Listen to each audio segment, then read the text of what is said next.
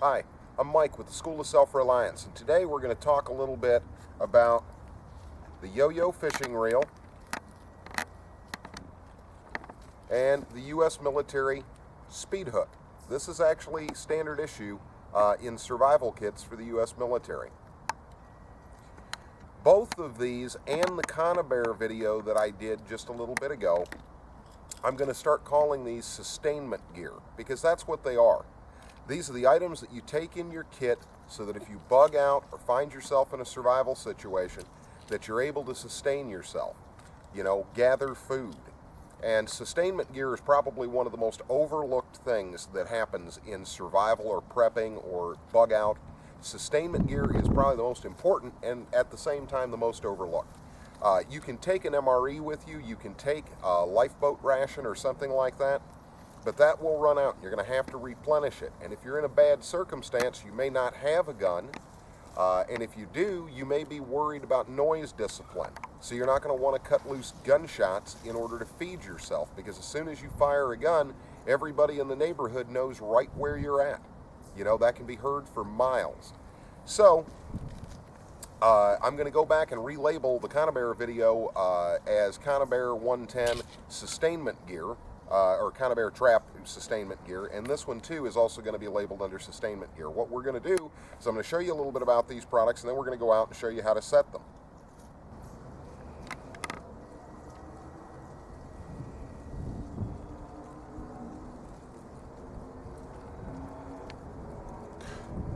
Well, we're going to go ahead and talk about these products.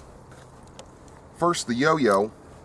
This is a really uncomplicated device, and it's real simple and easy to use, and it's extremely effective for fishing. It does come with instructions, and I'll get into showing you how to use this later. I just wanted to get you a better look at the product. Keep the instructions, just keep the packet with you, throw it in your bug out bag. This is the military Speedhook. Believe it or not, this is bait, and it's actually a lot of bait.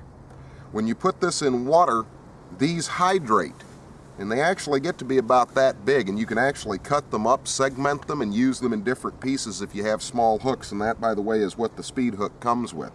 It also comes with the line that you need to secure the device to a tree limb, branches and stuff like that, or however you're securing it. It does come with full instructions. It's a couple of pages. It's fairly easy to use. I will say this, bait this thing before you set it. If you bait it after you set it, I promise you will end up with a fishing hook rammed in your finger because it is hypersensitive. It will immediately go off. But we're going to go ahead, take these products, and I'll take you over, show you how to set them up. I can't. All right, what I like to do is I like to go ahead and even the string up on these, tie a little knot on it, and the reason is so that you're screwing around over the water. If you drop that without a knot in it, it's going to slide off, you're going to lose it in the water. You don't want to do that. So what I've done here is this water actually goes out and it's fairly deep. What I did was I just grabbed this small sapling, brought it in, and all we're going to do is we're going to bend it over a little bit, get right up here, and this right here, since it's a live limb, is going to work just fine. Nothing wrong with it. Just tie it out there as far as you can.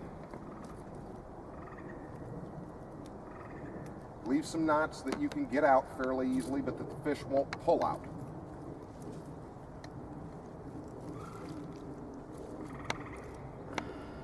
All right, there we go. Now we're all set up. We're going to pull this out to the amount of line that we need.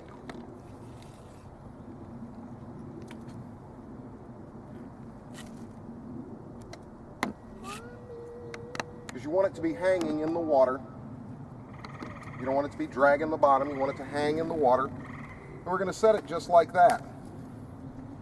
Ideally, if we could get it out here a little bit further, that would be great. Of course, if you can get it out there, but all of this low-lying area like this, places where there's tangles and snags, small fish hide in there from larger fish. Remember, they're lower on the food chain. And what we're fishing for here is not a trophy, but a meal. So we don't care if we get small bluegill, we don't care if we get small fish. We just want to get fish, something to eat. It'd be nice if we got a big one, but small will work just fine. So don't discount that, and remember that you can set these things up in low-lying areas like this and they'll do real well for you.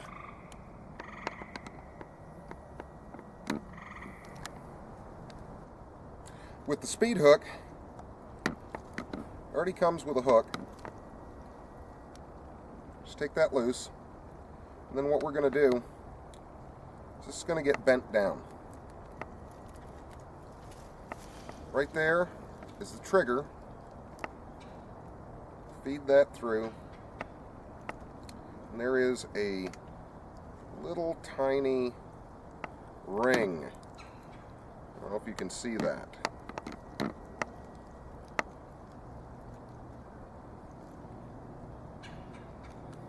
That ring is pretty damn sensitive.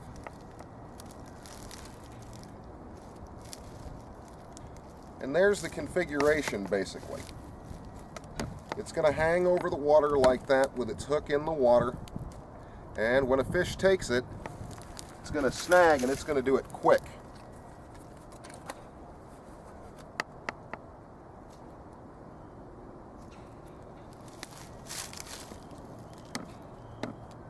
Got a little, there we go.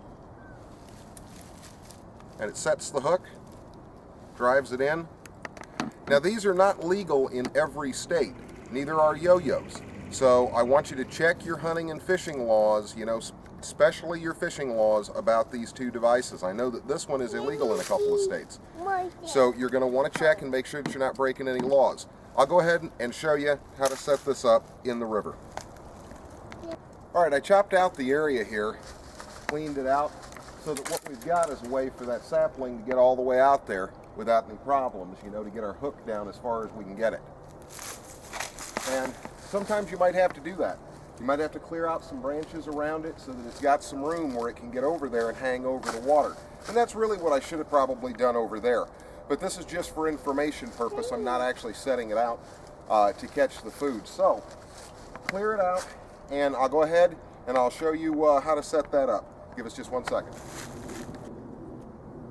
I'm just going ahead tying this off here at the top. And you'll notice I haven't disconnected my my roll of line, and I'm not going to. You could cut it, but there's really no reason to. For me, I would rather keep the piece of equipment in one piece. Believe me, the fish aren't going to care that that piece is all the way up there above the water. They're not looking. Get yourself, it's easy to get tangled up out here in the woods, which I'm tangled up right now. There we go. But we're going to pretend that I've already baited this because I haven't. Like I said, I'm just doing this for informational purposes. And I'm actually following the law here, which at this exact moment I don't possess a fishing line or a license, so I'm not actually fishing if I don't bait the hook. And that kind of covers me legally. So here we go, we're going to get this all set again.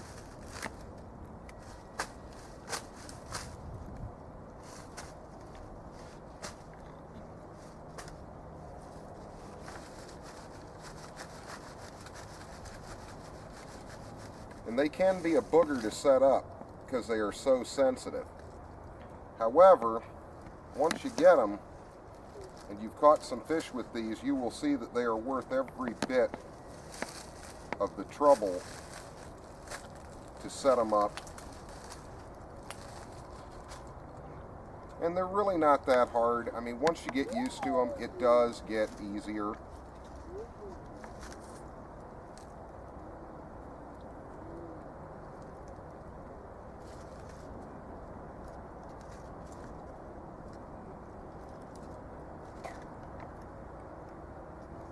But if it looks like it's going to take 4 or 5 minutes, let it take 4 or 5 minutes. There's absolutely no reason to ram a fish hook in your hand when you don't need to. Believe me, the food will wait.